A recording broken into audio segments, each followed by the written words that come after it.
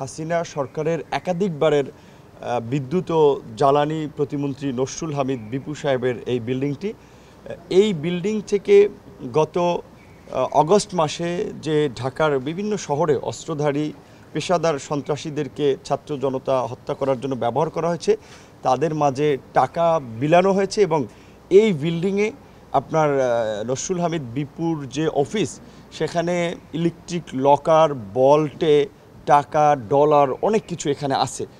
এটা আমরা জেনেছি কার কাছ থেকে? নসরুল হামিদ বিপুর নিরাপত্তা কর্মীদের কাছে। কারণ আজকে যখন এই ফ্যাসিস্ট শক্তির পতন হয়েছে, তারা দেশের স্বার্থে সত্য কথাগুলো বলছে।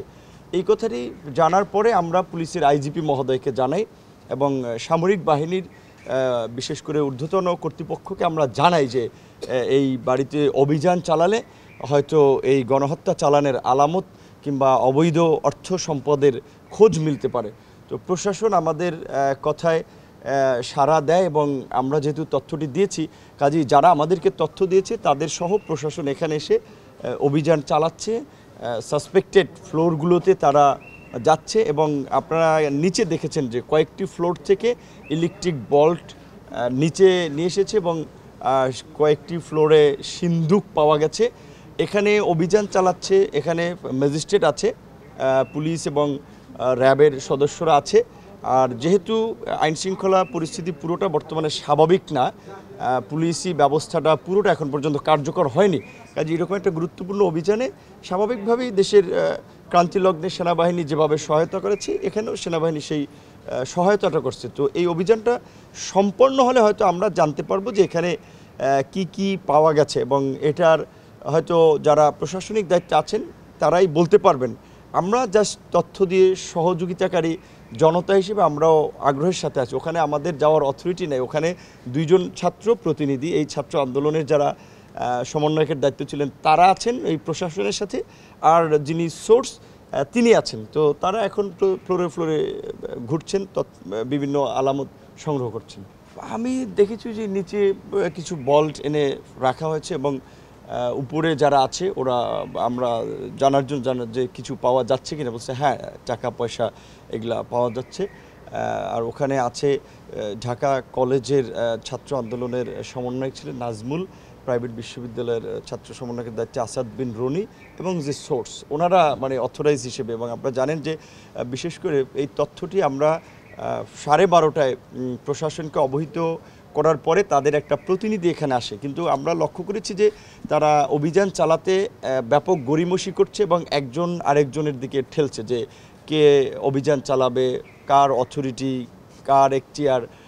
এবং সবচেয়ে হাস্যকর বিষয় হচ্ছে এই ঠেলাঠেলি করার মধ্যে আপনার সেই 12:30 থেকে 2:30 পর্যন্ত 3:30 পর্যন্ত চলছে। তাহলে 12:30 থেকে 2:30 পর্যন্ত প্রায় 3 ঘন্টা কিন্তু কোনো অভিযান হচ্ছে। তারা এখানে বসেই জাস্ট আপনার এক একজনকে দেখিয়ে দিচ্ছেন। এবং বিশেষ করে আমরা যতদূর জেনেছি যে এই ভবনটি পাহারা দেওয়া হয়েছে, পুলিশ প্রোটেকশন দেওয়া হয়েছে, গুলশান বনানী পুলিশ প্রশাসনের কর্মকর্তারা। এবং এখানে অভিযান চালানোর ক্ষেত্রে শুরুর দিকে আমরা লক্ষ্য করেছি যে র্যাব এবং সেনাবাহিনীর সদস্যরা আন্তরিক হলেও পুলিশের তেমন আমরা আসলে আন্তরিকতা দেখিনি, কারণ আমরা তো দাঁড়িয়েছিলাম। এবং সেটা না দেখে আমরা পরে আমাদের এই ছাত্র আন্দোলনের নেতাদের, বিশেষ করে উপদেষ্টা, তাদের সাথে যোগাযোগ করি এবং একজন উপদেষ্টা যুব ক্রীড়া মন্ত্রণালয়ের তিনি সশরীরে এই পরিস্থিতি দেখার জন্য এসেছিলেন এবং তিনি পুলিশের আইজিপি সহ ঊর্ধ্বতন কর্তৃপক্ষের সাথে কথা বলে এখানে ম্যাজিস্ট্রেট আসা পর্যন্ত ছিলেন। ম্যাজিস্ট্রেট আসার পরে তিনি চলে গিয়েছেন যে তারা এটার অভিযান চালিয়ে তারা জানাবে। তো দুঃখজনক হচ্ছে, দেখেন র্যাব যখন এই ধরনের একটা অভিযান চালাতে আসে নিশ্চয়ই তাদের নির্বাহী ম্যাজিস্ট্রেট নিয়ে আসবে, কারণ তারা তো তথ্যের ভিত্তিতে এসেছে এখানে এই অভিযানটি চালাবে। কিংবা পুলিশ যখন তাদের যদি আইনের কোনো প্রক্রিয়া থাকে সেটা তো অনুসরণ করে আসবে। তো এইখানে এসে যদি আপনার ইউনো খোঁজে, আপনার এসিল্যান্ড খোঁজে, ম্যাজিস্ট্রেট খোঁজে, তো তার মানে এটা কিন্তু পরিষ্কার যে তারা কোনো এই অপরাধ কিংবা ক্রাইম এই ঘটনাকে ধামাচাপা দেওয়ার জন্য তারা এই কালক্ষেপণগুলো করছে। এবং এখানে বিশেষ করে 3টা বিল্ডিং একেবারে লাগোয়া, একটা বিল্ডিং থেকে আরেকটা বিল্ডিংয়ে যাওয়া যায়।